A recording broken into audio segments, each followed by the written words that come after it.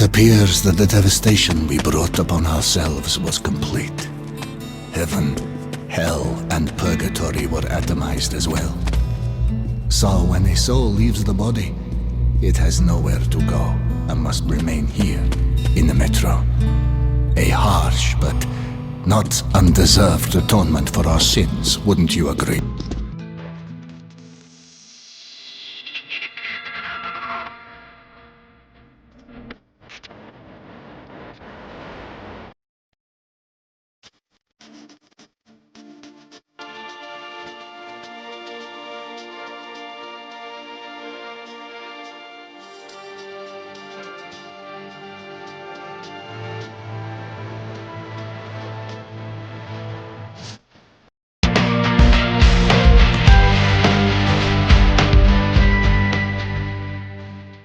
Metro 2033 can be summed up in one word: stress.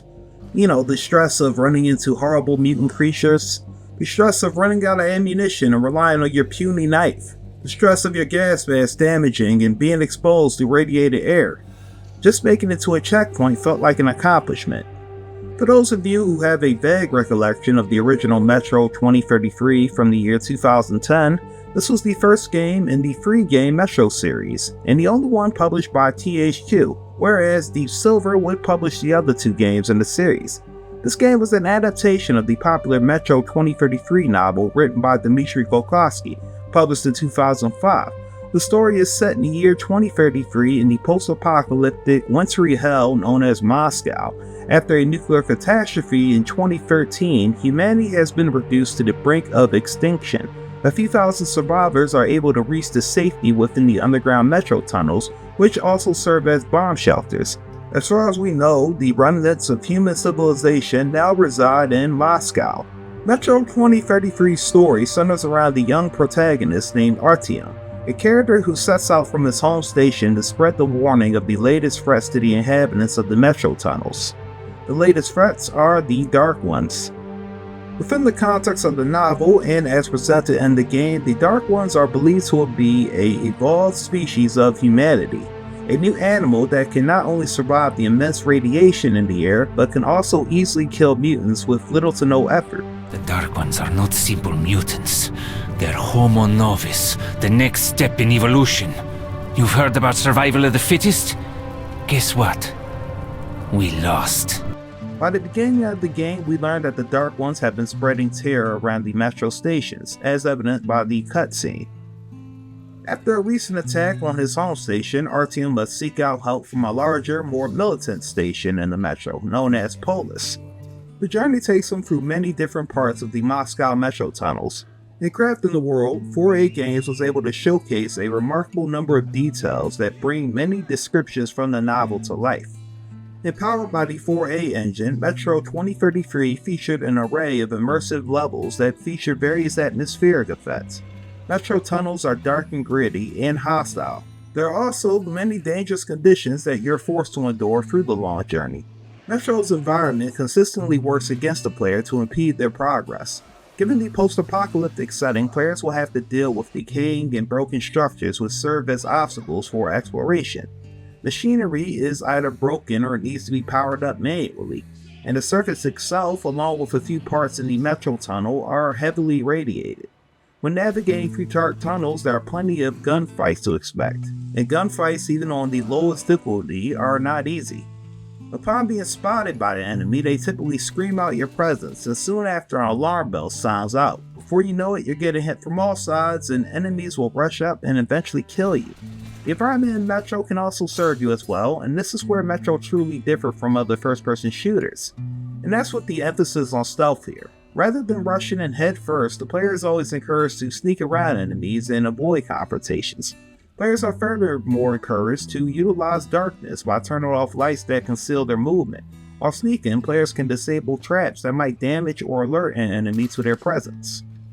Additionally, the sounds coming from enemies talking amongst each other and the sounds from a few radios can conceal your movements. In terms of gameplay, Metro is not an easy game to get used to upon first playing. While retaining the usual controls found in first-person shooter games, Metro 2033 mechanics added a layer to the stress of the already difficult gameplay. And immersing the player, 4A games make the screen as minimalistic as possible. Health is indicated by the amount of red and screens made by Artyom as an indicator of when you must use a health pack. The radiation level and the time you get between changing an air filter can be found on your watch. Some additional functions that the player must get used to are keeping your flashlight fully lit and checking the objective and map. To charge your flashlight and check your map, you're forced to put your weapon away and just leave yourself vulnerable to an enemy attack. From time to time, you'll also need to recover a new mask, as with every encounter, your mask might just take some damage, thus making it useless. You can imagine how stressful it is to just be minutes away from a checkpoint and then all of a sudden, oh, you need a new mask. Practically anything that is of use to you, you need to acquire on your own. Whether it be through buying supplies at the local market, looting corpses, and searching for ammo stashes in random containers, you need to find it. The need to scavenge for essential items is further emphasized by the sheer lack of ammunition in the first place. Ammunition is so short in the Metro that it often serves as a form of currency. So with all that said, Metro's gameplay is fairly intense, and even the smallest encounters can lead to your death. It speaks to the general tone and setting of the game, as the player constantly feels a sense of vulnerability and weakness. The player doesn't control a professional soldier, but a young and inexperienced character who's never endured the dangers of the Metro this far away from home. Both our struggles to reach a checkpoint and Artyom's struggles to survive are kind of the same. And that speaks to the fact that Metro 2033 has a certain way of pulling the player in and immersing them into the world. Perhaps that's the reason why the devs left the protagonist without a voice, as it does allow the player to experience the world of Metro that much more closer to Artyom. Wicked phenomenon, yes. But, it's not any more evil than, say, fire. It all depends on your point of view. Try to get a better understanding of things before you make your judgment. Let's move out now. It's not safe here. So now that we've discussed a good deal of the gameplay featured in Metro, we can move on to looking at the world that Metro 2033 is set in. And we can also look at how the levels within the games present the story from the novel. So Metro 2033 conveys a lot of different themes and human complexities, but the main one is xenophobia, as conveyed with the fear of the Dark Ones, or just the general fear of outsiders. This has caused human beings living in the Metro to be especially violent to outsiders, and in some cases towards people of different nationalities and races. At the same time, this xenophobia has caused inhabitants to mostly stay confined to their home stations, with the exceptions being the traders and military personnel that venture to all different types of sections. Particularly for the young protagonist Artyom, he has never left his station or has ever traveled to any distant location in the Metro. Like many, he assumes that the conditions of his station are just as bad as any other station. And in truth, life in the Metro tunnel is pretty rough. It's here where humanity struggles to maintain some trace of society, and generations of children grow up having never knowing or seeing the sun or sky due to the dangerous levels of radiation that fill the air. The only people that dare venture up to the surface are the brave stalkers, which are also revered within their home stations. For nourishment, people subsist upon what little they grow and catch in dark stations that make up the Metro. With the lack of light, the most people can grow are mushrooms. Mushrooms are grown from the excrement found in underground farms produced by pigs and chickens.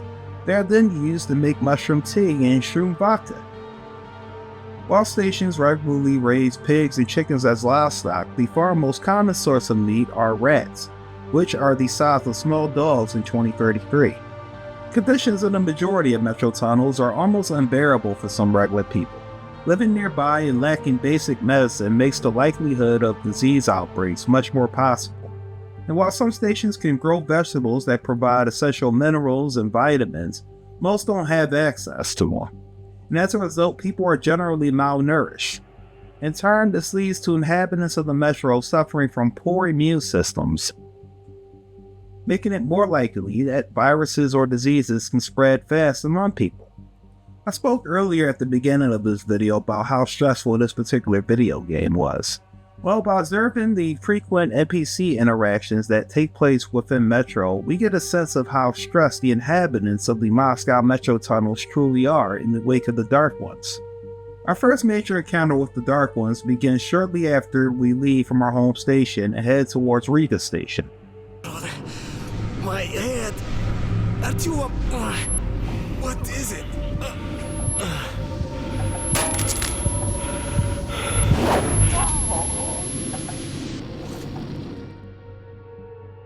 Along the way, Artyom and his group are assaulted by Dark Ones. All except him are knocked unconscious. Artyom manages to awaken his fellow travelers just in time before another mutant attack. Artyom and his fellow travelers then race towards Riga Station while being pursued by numerous mutants. They end up losing one member but manage to get to the entrance, where the pursuing mutants are met with fire.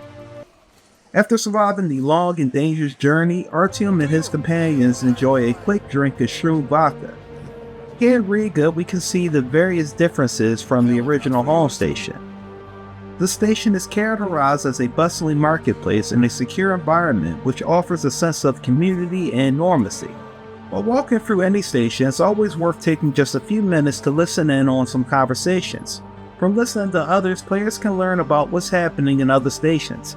It's one of the many details that allows the player to immerse themselves into the world, as the player can engage with a wide variety of NPCs. And these NPCs in turn will provide some context, along with some stories related to past events. Since returning from his long journey, Artyom has been the chief subject of many discussions of Riga Station. It's common knowledge that people do not survive encounters with the Dark Ones. However, Artyom not only managed to survive, but also led others to safety.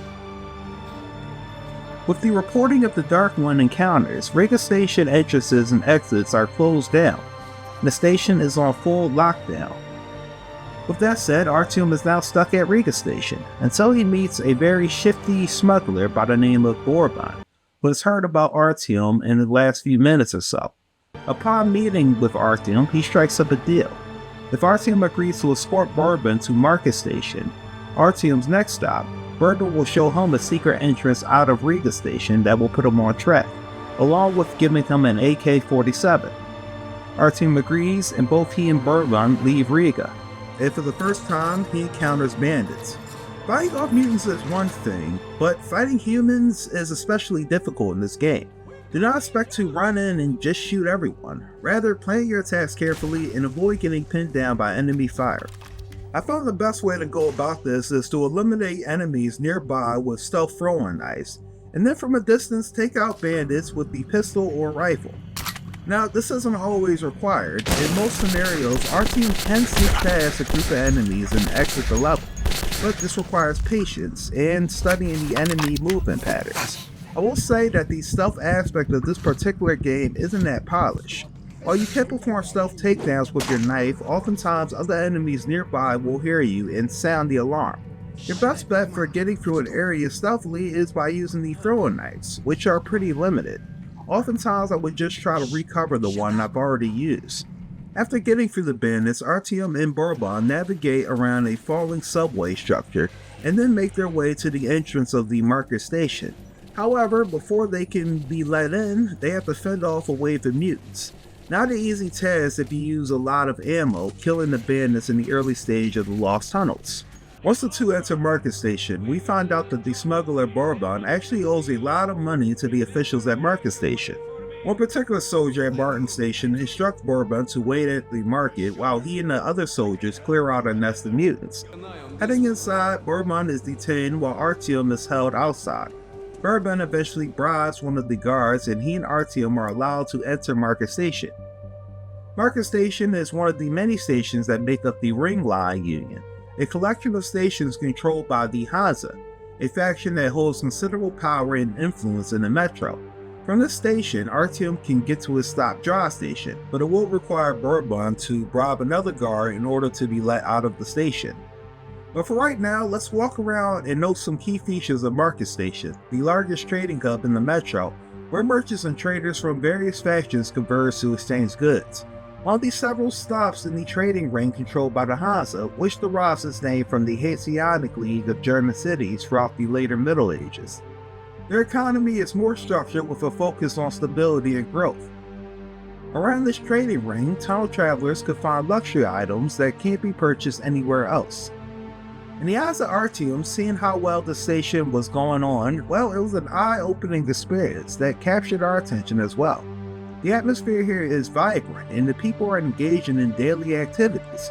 Quite a contrast to the dismal feeling we got after walking around Artyom's home station. At the same time, though, there's still tension in the air.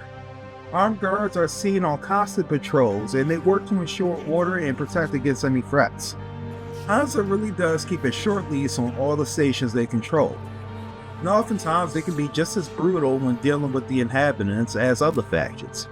After purchasing more ammo and air filters, Artyom meets up with Bourbon, and the two exit the station just before the Hansa authorities can arrive back and arrest Bourbon. Artyom and Bourbon make their way to Dra Station through the remnants of Moscow. To get to Dra Station, Artyom will now need to travel through the Dead City, also known as modern-day Moscow. This is where the bombs fell exactly 20 years ago. Moscow is a frozen and utterly devastated city where only mutants reside. The city is mostly falling apart, as is evident by the decaying structures and buildings. While traveling to the surface, it's best to keep an eye out for any new gas masks that you might find. The gas mask you wear, once again, can get damaged after enemy encounters, and this particular stage of the game will feature a number of mutant hordes, along with a flying demon that hovers about you, stalking you. After surviving through the Dead City, Artyom and Bourbon reach the metro tunnels again. This time they are confronted with a nest of bandits. Bourbon convinces Artyom that he knows the bandits that operate in the tunnel. He drops his backpack and tells Artyom to wait for him there in the vent. But upon accident, he's soon captured by the bandits, and Artyom has to continue alone.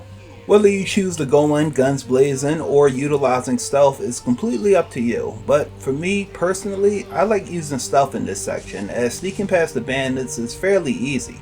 Of course, you will have to drop 2 or 3 of them in order to get past successfully, but this is easily done. Artyom locates Bourbon in the back room arguing with the bandit leader. As Artyom enters the room, Bourbon disarms the bandit and knocks the leader down to the ground. While reaching for the gun, the bandit leader also reaches for a rifle. The two end up shooting and killing each other simultaneously, leaving Artyom alone once more.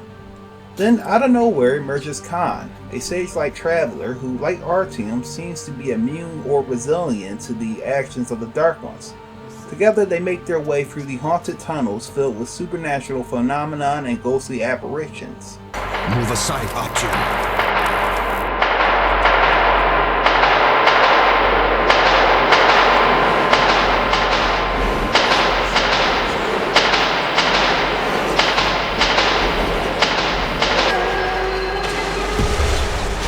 Has to relive its past over and over again. And those who were unfortunate enough to walk here at such a moment usually join that past.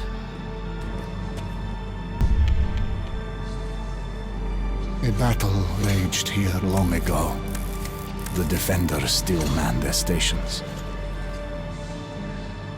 Follow me, but remain at my back.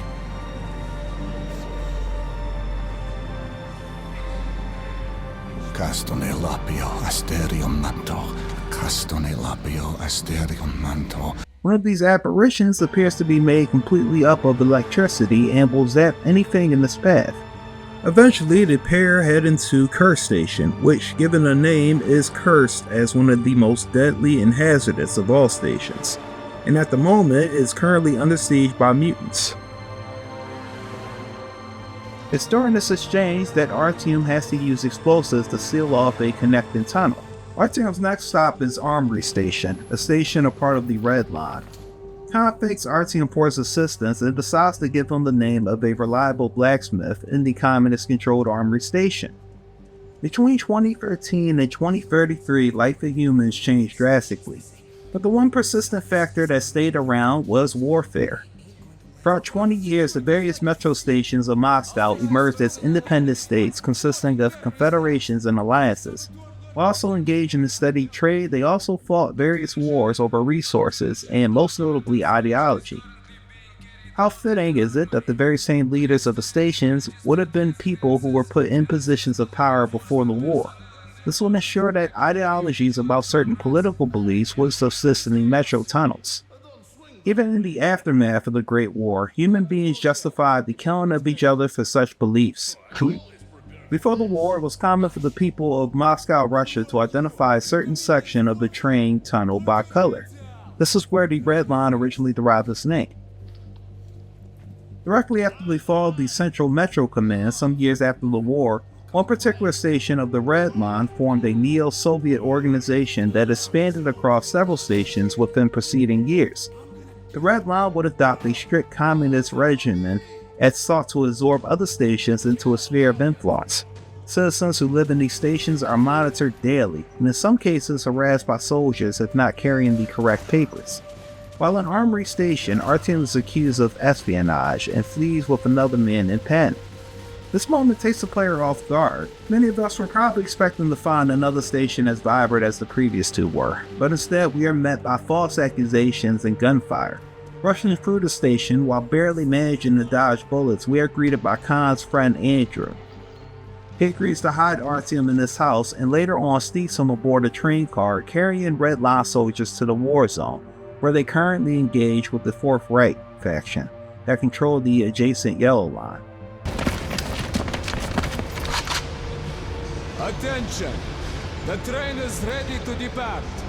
All troops under travel orders must board without delay. Any frontline soldier who remains on the platform after the train has left the station will be charged with desertion and shot. Why did you join the army? I followed my political beliefs. As for me, I'm here for the dough. How about you? Me? Join the army, they said. See the world, they said. Huh? My father was a Red Army soldier, and his father as well.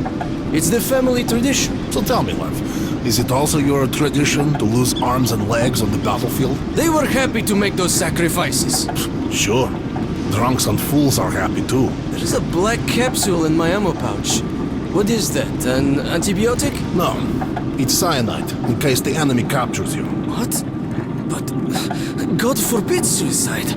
I'd go straight to hell. Listen, altar boy. A Nazi prisoner is going to hell anyway. Trust me, the pill is faster. I could never take my own life. Then give me your pill. I'd rather swallow two than rot in one of their stalags. The Yellow Line is the line of stations that cut through the entire metro. It's here where the neo-Nazi group known as the Fourth Reich currently reside. Although not a particular focus, there's plenty of commentary made on the right that reflects the harsh practices of the Nazis. Nazi control stations are marked by a strict and oppressive regime. They enforce rigid laws and retain a strong military presence. And unfortunately for Artyom, he has to navigate through this war zone consisting of both Red Line soldiers and Yellow Line soldiers. This particular level stands out in a few ways. This is truly a war zone in every sense of the term. Spotlights shine through the area, threatening to expose you to hostiles, and meanwhile propaganda is being shouted out through a microphone. Like in the previous levels, you have the option to shoot and kill any soldier in your path, but once more it's easier to sneak through this area. I will admit that while I ignored the red soldiers, I just couldn't pass up the chance to rid the metro tunnel of Nazis, the foulest of all creatures. If you are planning to fight it out, well, make sure you take out as many guards silently as you can before you sound the alarm. Also, it's helpful to have a scope weapon along with the night vision goggles if you can find them. Soldiers within the game are way more resilient than your average bandits. They have more armor, and they have better weapons as well. More of a reason to take cover and time your shots carefully, as your ammo is limited. After making its way through the deadly war zone, Artyom reaches the end and walks toward the Nazi-controlled station, only to be knocked out and captured by Reich soldiers.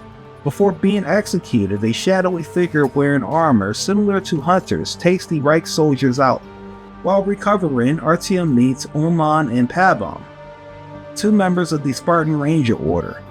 Artyom shows them the badge given to him by Hunter, and the two Rangers decide to take steps to get him to Polis. Although both Rangers were on a mission, they decide to split up. While Uman handles the objective, Pavel will get Artyom to Black Station, the next stop right before Polis.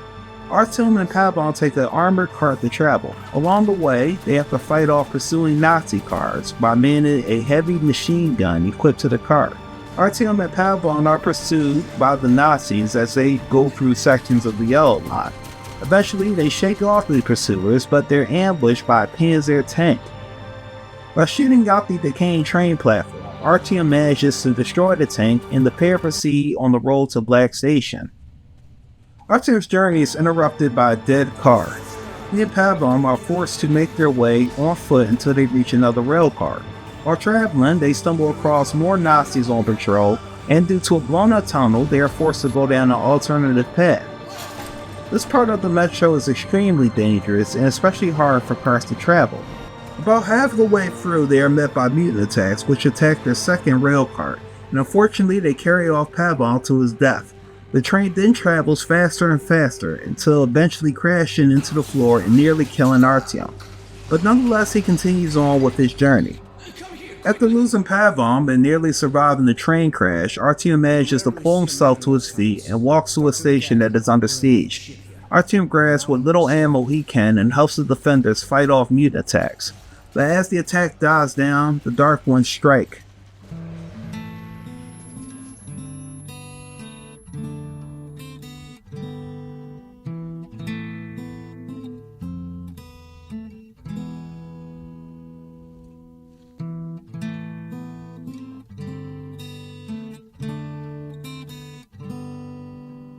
Once more, leaving Artyom a sole survivor. In the aftermath, Artyom meets with the leader of the defenders, and he asks him to deliver a message to a Colonel Miller in Polish. On his way out of the station, Artyom finds a young boy named Sasha sitting next to the dead body of his uncle. Artyom protests the boy by giving him a piggyback ride out of the station, along with traversing through various holes and platforms. He reaches the very exit on the tunnel, where he finds a group of survivors who evacuated the tunnels. One of these survivors happens to be Sasha's mother, who lovingly embraces the return of her son and will award Artyom for his service. After leaving these survivors, Artyom stumbles upon an even larger. Walking around the tunnel, we hear rumors of a newly established Nazi ranger base established on the surface not too far from here.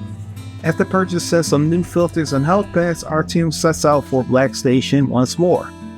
Black Station is currently under the control of the Nazi faction. The area has a good many guard posts that you will have to move around. Once arriving to the inside of the Black Station, Artyom is almost killed by a patrolling guard, but the guard is killed by Uma, who just happened to have arrived at the station.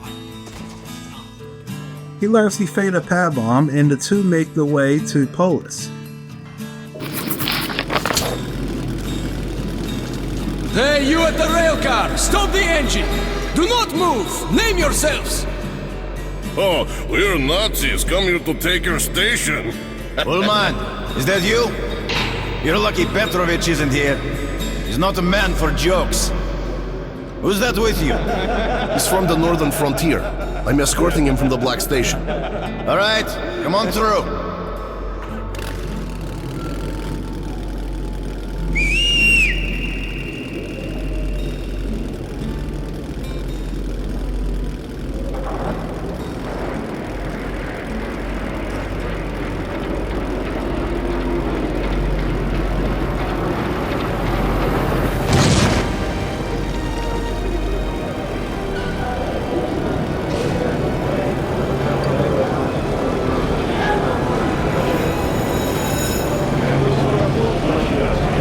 Leader of the Spartan Order, Colonel Miller and his fellow Rangers are the main guards of the Metro and the defenders against mutants and various other abominations that lurk in the Metro tunnels. After talking with Miller, Artyom was relieved that he has finally reached his destination. After all the trials and tribulations, he has finally completed the task Hunter gave him. Later on, Colonel Miller brings up the issue of the Dark Ones to the Polish Council. However, the Council decides not to do anything to aid other stations under siege by the Dark Ones. In disgust from the decision not to provide aid, Miller instead agrees to help Artyom himself. From Colonel Miller, Artyom learns of a secret military silo known as D6, where resides a ballistic missile from the pre-war days.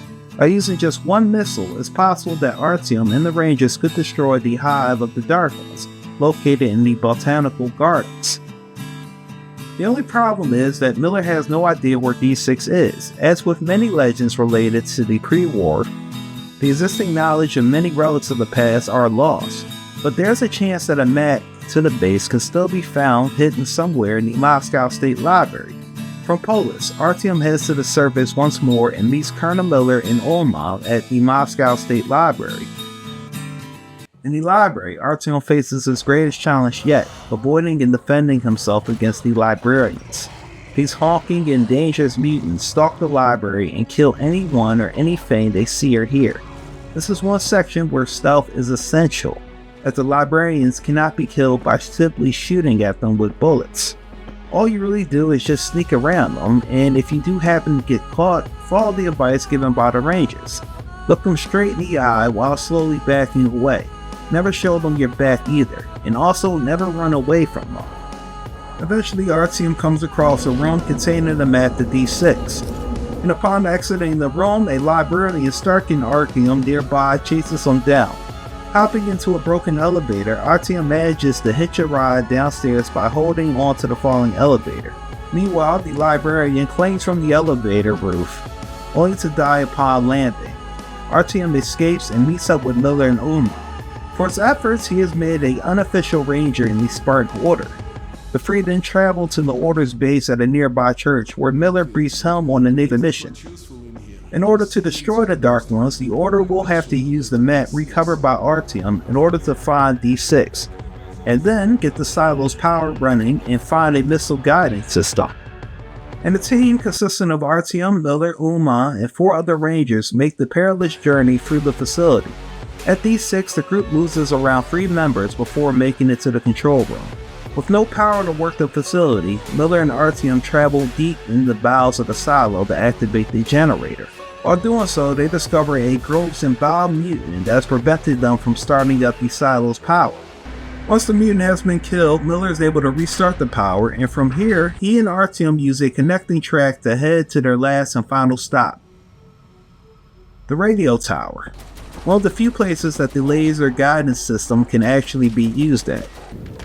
Artyom and Miller board a decaying elevator, but along the way the elevator malfunctions and Artyom is sent flying. By a narrow chance, he manages to pull himself up before falling. Artyom will now have to climb the rest of the way up. Adding to the challenge is the pursuit of a relentless demon who manages to knock Miller down. Continuing the dangerous climb while also evading the attacks of the demon, Artyom finally reaches the very top of the tower and can go about setting up the laser guidance system. However, he soon experiences a series of vivid hallucinations induced by the Dark Ones. When the hallucinations are over, Artyom manages to launch a missile and fires it directly at the gardens where the Dark Ones live, wiping them out completely. Now, this is the canonical ending that connects to the book, but there is an alternative ending as well. Instead of using the missile guidance system, Artyom destroys it. So rather, Artyom instead spares the Dark Ones, despite all the destruction and deaths they've caused over the last few days or so.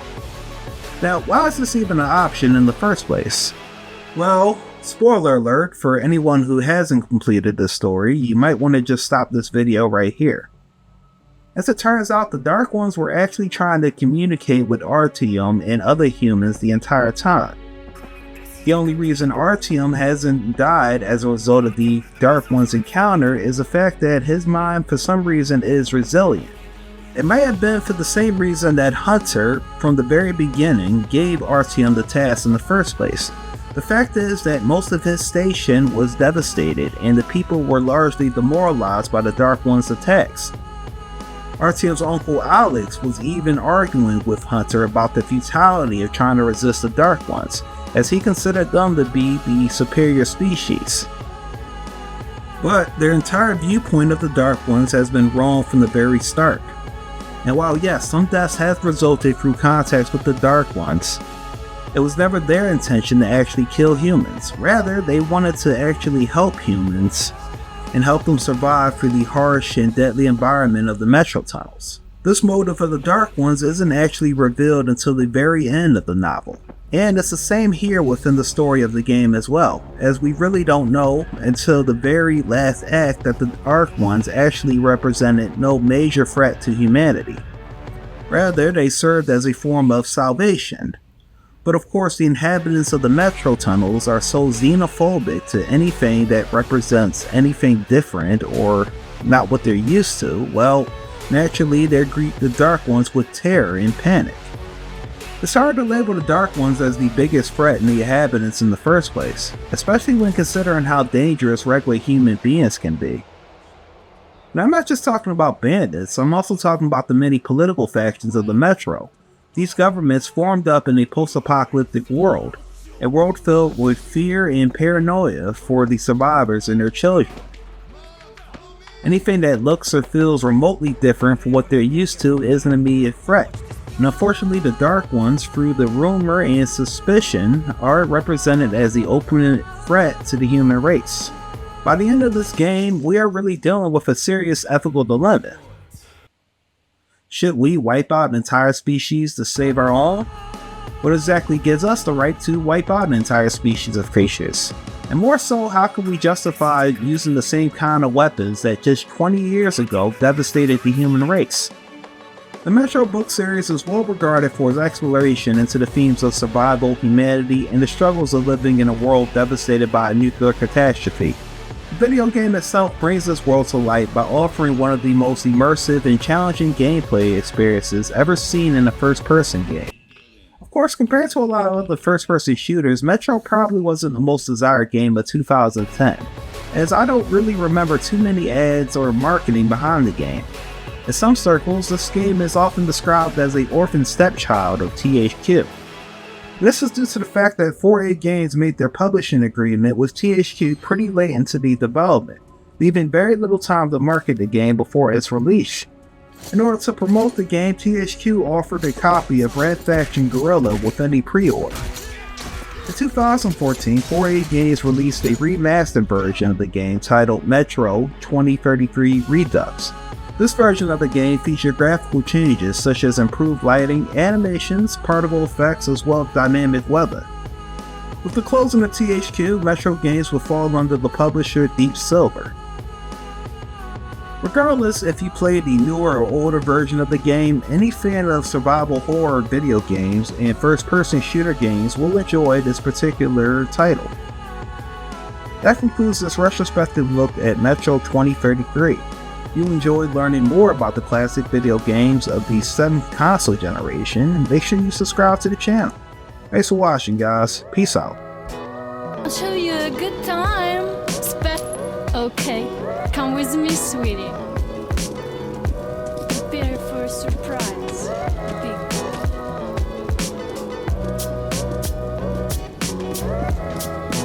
Now, close your eyes and wait for a big surprise.